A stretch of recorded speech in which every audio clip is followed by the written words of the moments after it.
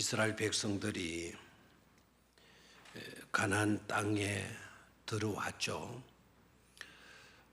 출애굽을 마감하고 출애굽의 과정을 거치고 요단강을 건너고 가나안 땅에 들어왔어요. 모세의 뒤를 이어서 지도자가 된 사람이 누구이죠? 여호수아이죠. 모세는 약속의 땅에 들어오지 못하고 여호수아가 백성들을 이끌고 가나안 땅에 들어왔죠. 그리고 여호수아에게 주어졌던 사명들을 다 감당하고 이제 누가 떠날 날이 가까이 오게 되었는가 하니까 이제 여호수아가 떠날 날이 가까이 온 겁니다. 그러니까 한 세대가 가고 또 다음 세대가 또 가고 있는 그런 장면임을 생각할 수 있어야 돼요. 자, 모세의 시대가 갔잖아요. 한 시대가 열렸어요. 여호수아 시대가 열렸고 이제 여호수아 시대가 마감이 되어지고 이제 또 다른 세대에 돌입하게 되어지죠. 모세가 그랬던 것처럼 자신에게 주어진 사명들 감당하고 하나님의 부르심을 입을 때 되어졌을 때 백성들 모아놓고 설교하고 그리고 자기의 후계자가 되는 여호수아에게 안수기도 해주고 또 여호수아에게 당부의 말씀 해주고 그리고 자신에게 주어졌던 사명들 끝내죠. 오늘 본문을 보게 되면 첫 번째 모세 세대에서 보았던 것과 같이 여호수아 시대가 마감되어지면서 볼 수 있는 것은 공통점을 볼 수가 있고 차이점을 볼 수가 있어요. 공통점은 뭔가 하니까 백성들을 불러놓고 다시 한번 설교하고 있는 지도자의 모습 공통적이에요. 모세도 그랬고 이제 누구도 그러하고 있는 거 하니까 여호수아도 그러하고 있어요. 한마디로 누구 잊지 말고 여호와 하나님 잊지 말고 누구 잘 섬기도록 해야 된다. 하나님 여호와 하나님을 잘 섬길 수 있어야 된다라고 당부해요.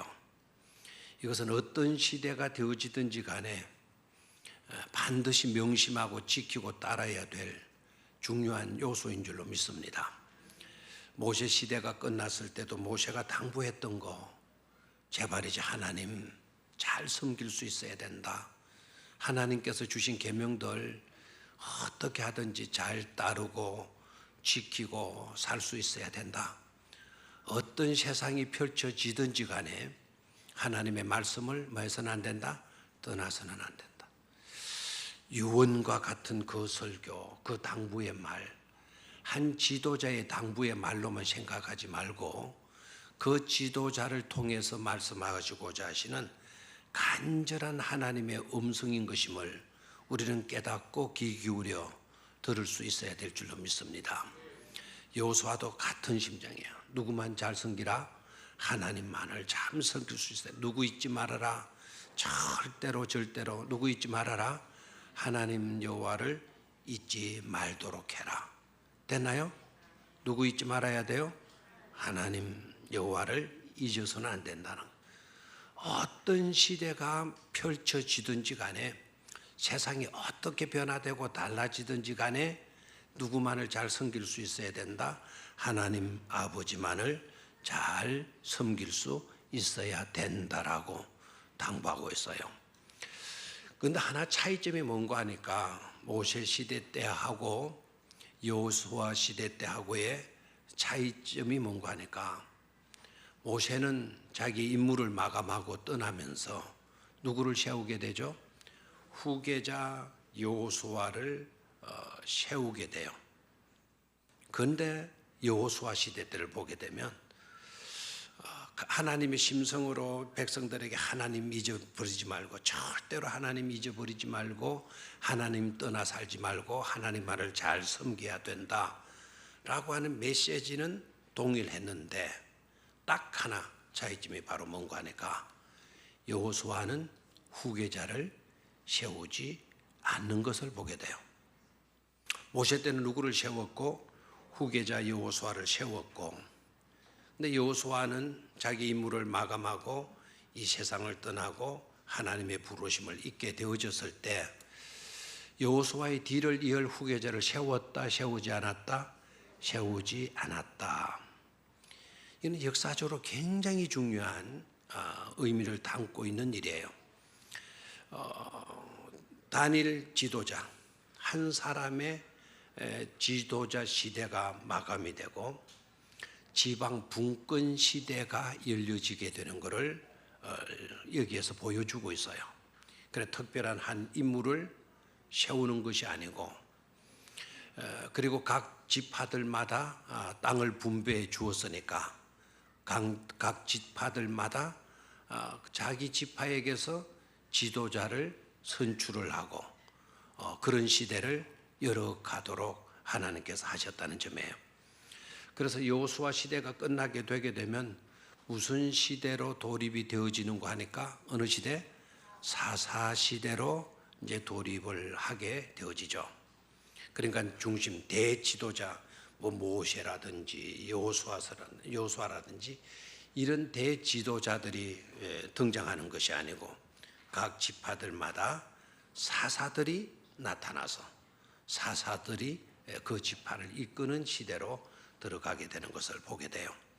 근데 중요한 일치점은 뭔가 하니까 모세 시대이든지 여호수아 시대이든지 사사이든지 그리고 왕정 시대로 들어가든지 간에 동일한 메시지는 누구를 잊어서는 안 된다. 하나님을 잊어서는 안 된다라는 거예요. 통일된 주제, 어떤 시대가 펼쳐지든지 간에 1인 체제의 지도자 시대이든지 아니면 사사들 지방 분권의 시대이든지 아니면 이제 지방 그 지역의 백성들처럼 나라들처럼 왕을 세워가지고 왕정 시대로 돌입이 되어든지 간에 통일된 이슈, 통일된 주제는 바로 뭐였다고요? 하나님을 잊어서는 안 된다라는 거예요. 우리가 살고 있는 이 시대는 어떻습니까? 자, 그러면 지금은 우리가 21세기로 들어왔잖아요. 21세기를 살아가는 우리들에게도 지금은 무슨 시대? 산업화 시대를 거쳐서 지금은 4차원의 시대에 돌입했다 그러죠. 4차원의 시대가 어떤 시대라는 걸 여러분이 아시리라 생각을 해요. 자, 이런 시대가 되어졌다 할지라도 우리를 향하신 하나님의 메시지는 일관되는 게 있어요. 변하지 않는 메시지가 바로 뭐예요? 무슨 시대, 얼마 전에 문화 시대, 산업 시대, 문명 시대, 모든 시대 해가지고 정보화 시대 해가지고 많이 내려왔잖아요. 이런 시대가 되어졌다 할지라도 주제는 뭐라고요? 하나님만을 잊어서는 된다 안 된다. 하나님만을 섬길 수 있어야 된다. 절대로 어느 시대가 되어졌든지 간에 누구를 등져서는 안 된다. 하나님을 등져서는 안 된다라는 거예요.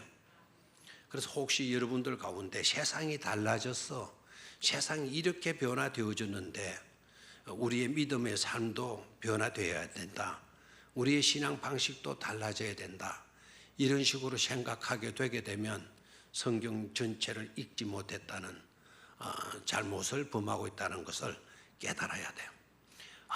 어떤 시대가 되어지든지 간에 누구만을 섬겨야 된다? 하나님만을 섬길 수 있어야 된다라는 거죠. 그래서 24장에 여호수아가 이스라엘 백성들 불러놓고 전하는 메시지 동일해요. 우리 조상들 애굽 땅에서 우리 조상들을 구원해 내어 주셨다. 아멘입니까? 애굽 땅에서 우리를 뭐 해 주셨어요? 구원해 주셨어요. 뭐로? 누가? 하나님께서. 주어는 항상 누구인고 하니까 하나님께서 우리를 애굽 종살이 하던 곳에서 우리를 뭐 해 주셨다? 건져 주셨다. 아멘입니까? 그리고 그 하나님께서 우리에게 놀라운 능력으로 이적을 베풀어 주셨다. 누가? 하나님께서.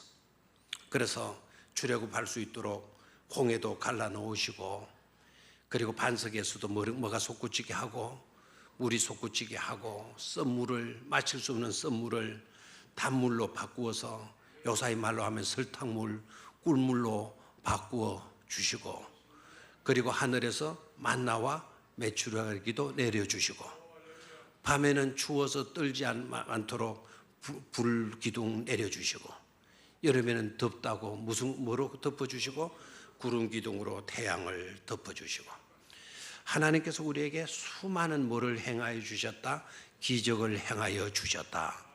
그 하나님을 절대로 우리는 마해서는 안 된다, 잊어서는 안 된다라고 강조하죠.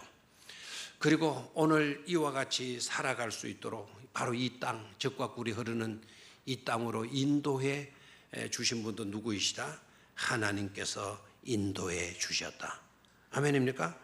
그리고 우리들이 이곳에 와서 우리가 잘나가지고 전쟁에서 이긴 것이 아니라 여리고성을 무너뜨리고 아이성을 무너뜨리고 수많은 주변의 자그마한 소국들을, 작은 나라들을 정복할 수 있게 해주신 것도, 전쟁에서 승리하게 해주신 분도 누구이시다? 하나님이시다. 하나님께서 우리에게 뭐를 안겨주셨다? 승리를 안겨주셨다. 그 하나님을 절대로 마지 말아야 된다, 잊지 말아야 될 뿐만 아니라 그 하나님께 우리는 항상 은혜 받은 것임을 깨닫고 보은의 길을, 은혜를 갚는 길을 우리는 걸어갈 수 있어야 된다라는 설교를 하고 있어요. 그러면 오늘 21세기를 살아가는 우리들에게도 마찬가지라는 것을 깨달아야 돼요. 지금까지 우리를 돌봐주시고 이렇게 살아갈 수 있도록, 이렇게 예수 믿고 섬길 수 있도록, 또 이렇게 좋은 예배당에서 바깥에는 찜통이지만 들어오면 시원한 이런 곳에서 모든 좋은 조건들을 갖추고 이렇게 예배를 드릴 수 있게 하신 분도 누구이시라고요? 하나님이시라는 거. 그 하나님을 절대로 외면하거나 등 돌리거나 얼굴을 돌리거나 버리거나 떠나거나 해서는 된다, 안 된다. 절대로 안 된다는 것을 깨달아야 될 줄로 믿습니다. 우리 때만 그렇게 하면 됩니까? 우리 때만 그렇게 하면 됩니까? 아닙니다. 우리들의 자녀들까지도, 우리들의 자손들까지도 절대로 누구를 떠나게 해서는 안 된다, 하나님을 떠나게 해서는 안 된다라는 거예요. 우리 여름 성경학교를 했어요. 그리고 수련을 했습니다. 찜통 더위 가운데서 우리 교사들 수고들 많이 하셨어요. 우리 아이들도 얼마나 고생했는지 몰라요. 이와 같은 교육을 하게 되는 것도 절대로 누구를 잊어서는 안 된다, 하나님 잊어서는 안 된다, 누구 섬기며 살아야 된다, 하나님 섬기며 살아야 된다라는 것을 심어주는 훈련을 한 것 아닙니까? 이 훈련은 우리는 중단할 수가 있다, 없다? 없다라는, 이걸 제대로 심어놓지 않으면 지금까지 우리가 살아온 일들과는 비교도 할 수 없을 정도로 앞으로는 정말 힘들어지는 시대가 오게 될 겁니다. 2040년만 되면은요, 2040년도가 되기만 하면, 그때가 되면 이미 다 만들어졌다 그래요. 인공지능을 가진 컴퓨터가 개발된 것 알죠? 뭐를 가졌어요? 인간 지능을 가지고 있는 그 뭐죠? 우리 바둑 떠 가지고 알파고가 있죠. 알파고 해가지고 이 새소리가 몇 번 붙어 가지고 몇 번 이기죠? 3번 붙었나요? 3번 붙었는가? 5번 붙었나? 해가지고 몇 번 이겼어요? 1번 이겼어요. 근데 중국에 뭐 꾸젠가 꺼젠가 뭐 하여튼 그 친구도 바둑을 굉장히 잘 뜨는 모양이에요. 이 새돌이가 뜨는 걸 보고 바둑을 왜 저런 식으로 떴어? 자기는 그런 식으로 안 떴겠다. 그래 큰 소리를 했어요. 그러니까 알파고가 한번 붙어보자 그러면, 그래서 붙어봤어요. 그랬더니 그 커젠가 꼬젠가는 모르겠지만 그 사람은 완패했어요. 한 번도 이겼어요? 못 이겼어요? 못 이겼어요. 그 알파고가요, 인공지능을 가진 그 컴퓨터가, 그 로봇가 한 말이 있어요. 거제를 떡 이기고 난 뒤에 하는 말이, 앞으로 절대로 인간들하고는 바둑을 뜨지 않겠어 라고 했다는 거예요. 그러면 너무 시시하다라는 거예요. 시시하다. 그러니까 그걸 누가 만들었죠? 인간이 만들어 놓고 이제 인간이 그 기계를, 그 지능을 가진 그 컴퓨터를 이길 수 있다 없다? 없다라는 거예요. 그러니까 우리나라의 이세돌이가 뛰어난 거예요. 이세돌이한테 이기고는 알파고가 그런 소리 안 했어. 근데 중국에 큰 소리 뻥뻥 했던 그 친구 떡 이기고는 절대로 인간들하고는 나 하지 않겠어. 2040년만 되면은요, 그 컴퓨터가 감정을 가지고 있는 거예요. 감정을 가지고 지능도 다 가지고 있고 감정을 다 갖고 있는 거예요. 여러분 어떻게 생각하는지 모르겠지만 무슨 시대가 옵니다. 컴퓨터들이요, 자기 정보들을 가지는 거예요. 자기 정보들, 온 세상의 정보들을 다 가지게 돼요. 우리 머리통 속에 정보를 가진들 얼마나 가질 수 있겠어요? 그리고 가지는 그 정보들을 얼마나 또 보존할 수가 있어요? 60만 들어가면 까물까물하죠. 그렇죠? 70 다 돼가니까 이제 뭡니까? 만신이 아프고 제대로 정상적으로 돌아가는 것도 없고 금방 들고 있는 것도 어디 두는지도 모르고 한참 차키가 어디 있는지 찾고 보니까 손에 쥐고 한참 차키를 찾고 안 잡고 막 이런 일들이 일어나잖아요. 근데 알파고 그 인공지능을 가진 그 로봇들은 입력된 거는 잊어버릴 때가 온다. 절대로 그런 애들은 잊어버리지도 않아요. 그래 다시 말하면 우리 인간들처럼 노망 그런 게 없단 말이에요. 치매도 없고. 그러니까 이놈들이 정보를 다 수집하는 거예요. 수집하고는 하나님이 있는 거를 그네들도 인정을 하는 거예요. 지식을 가지고 다 정보를 보니까 신은 있는 것 같아. 그래서 저것들도 누구를 믿으려고 마음을 먹는 거 하니까 누구를 믿어야 된다? 하나님을 믿어야 된다 생각해. 그러면 여러분 하나님을 믿고 그 친구가 와가지고 목사님 세례를 좀 주십시오. 그러면 내가 세례를 줘야 돼요, 안 줘야 돼요? 하나님이 있는 걸 그대로 그 로봇가 다 알고 있고 믿고 있다 그래요. 그러면 내가 줘야 돼요, 안 줘야 돼요? 안 주면 줄까요, 말까요? 여러분 결정자로 따를게요.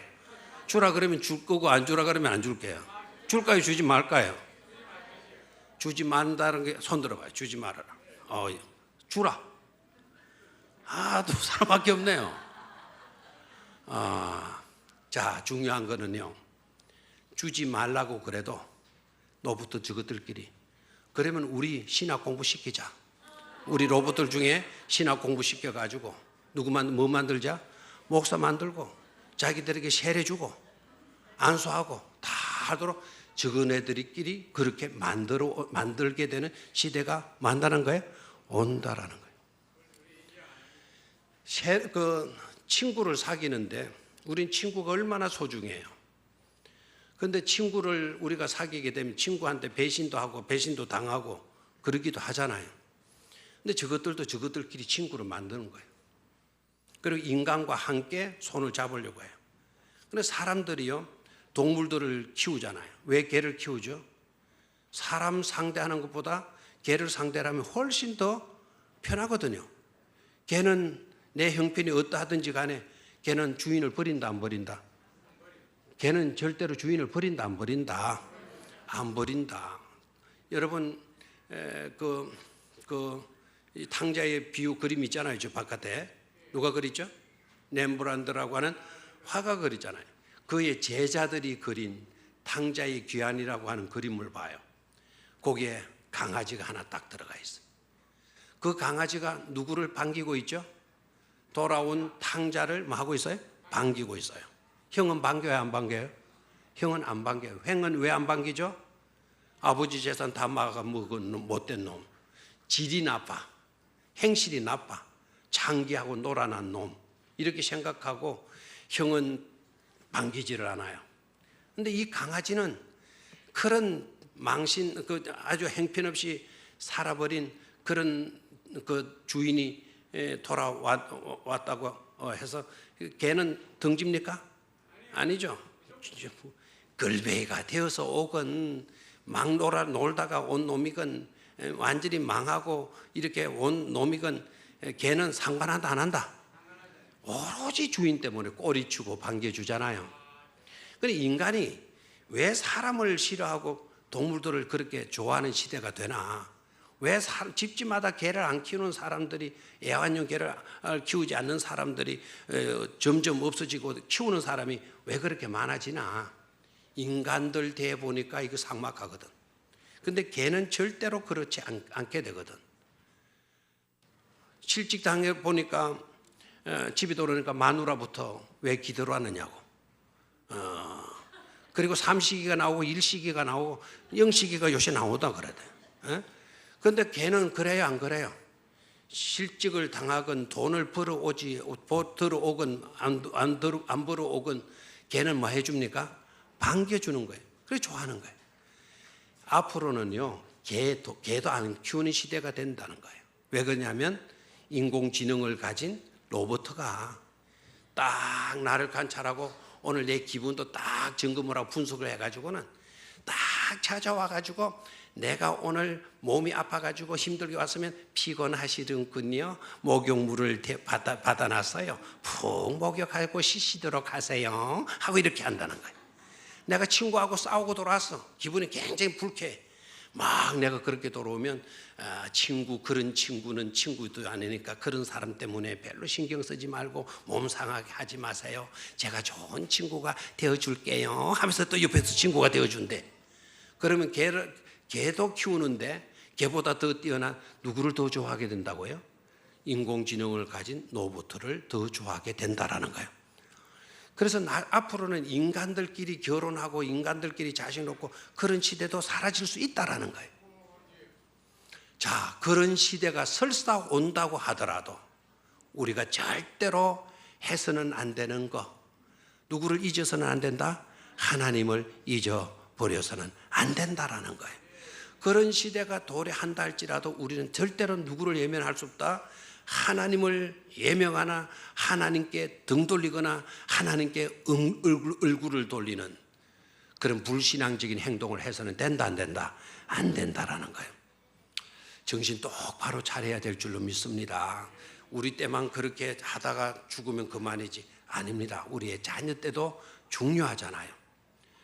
저는 얼마 전 목회를 하면서 참 가슴 아픈 일이 있었어요. 그분에게 내가 죽기 전에 제발 유언 좀 해놓고 죽어라. 자녀들 불러놓고 유언 좀 해라. 난 당신 살아있을 때 정말 걱정이다. 그렇게 강조를 했어요. 그랬더니 아이고 목사님 제가 다 그렇게 했어요. 그리고 기력이 조금 없고 정신이 좀 없어지는 것 같아서 다시 말씀을 드렸어요. 장래 돌아가시고 나면 근사님은 천국 가셨을 거니까 문제가 없지만 살아있는 우리들은 근사님 장래 때문에 고민이라고 걱정이라고 그래서 신신당부를 했어. 교회 다니지 아니하는 자손들에게 유언이라도 해놓고 돌아가시라. 그랬더니 제가 서울에 가 있는데 전화가 오셨어요. 전화가 왔어요. 그것도 이제 우리 교인들을 통해서 보고가 됐어요. 그래서 물어보라 그랬어요. 입간이 언제고 언제 발인을 하고 그래서 이제 이야기를 했어요. 그러면서 딱 반가운 소식이 있기를 목사님이 오셔서 기도 좀 해주셨으면 좋겠다. 그래서 굉장히 기뻤어요. 그리고 근사님 살아계실 때 부탁한 말이 있기 때문에 꼭 제가 눈 감겨주고 또 장례를 저더러 꼭 치러달라고 부탁을 했기 때문에 당연히 그래 해야 되겠지 하고 왔어요. 새벽 3시에 도착을 하고 그 시간에 가려고 하는 상주들도 잘 것 같고 이튿날 9시 20분 입간 예배를 내가 할 거니까 기도가 아니고 입간이 9시 20분이라니까 그때 준비를 다 해놓고 입간 예배를 드릴 수 있도록 하라고 또 갔어요. 가니까 관 위에 영정도 안 덮어놓고 영정이 어떻게 됐나 그러니까 유교식으로 영정을 해놨다는 거예요. 왜 그렇게 했냐고. 그러니까 장례를 담당하는 그 장례 사무실의 직원이 와가지고 목사님 용서를 구합니다. 저희들도 교회 다니는 걸 알고 그렇게 준비를 하려고 했더니 그 자손들이 와가지고 그렇게 안 하고 이런 식으로 한다 해서 부득이 그렇게 했습니다. 그래서 만들어 놨습니까? 만들어 놨는데 우리 교회식으로 입간을 한다 그러니까 그걸 일부러 그것도 치워놨다라는 거예요. 그리고 난 뒤에 발인 예배, 하간 예배 우리가 하지를 못했어요. 여러분, 나만 잘 믿고 죽으면 된다. 여러분, 절대로 그런 생각하지 마셔야 돼요. 우리도 물론 잘 믿어야 돼요. 우리도 잘 믿는 것도 중요하지만 우리들의 자녀들에게 믿음 교육 확실히 시키고 분명히 하나님의 은혜로 강한 믿음을 심어 놓아야 된다는 것을 절대로 소홀히 하지 않게 되기를 주의 이름으로 축원합니다. 우리 시대 때는 그래도 또 괜찮은지 몰라요. 우리 오늘 아동부 아이들이 참석해 있는데 저 아이들 시대는 더 할 거예요. 그럴수록 우리는 더욱더 사명감을 가지고 하나님을 절대로 해서는 안 된다, 잊어서는 안 된다라는 것을 심어주어야만 될 줄로 믿습니다. 이런 사명들을 감당해가는 주의 백성들 되시기를 주의 이름으로 축원합니다.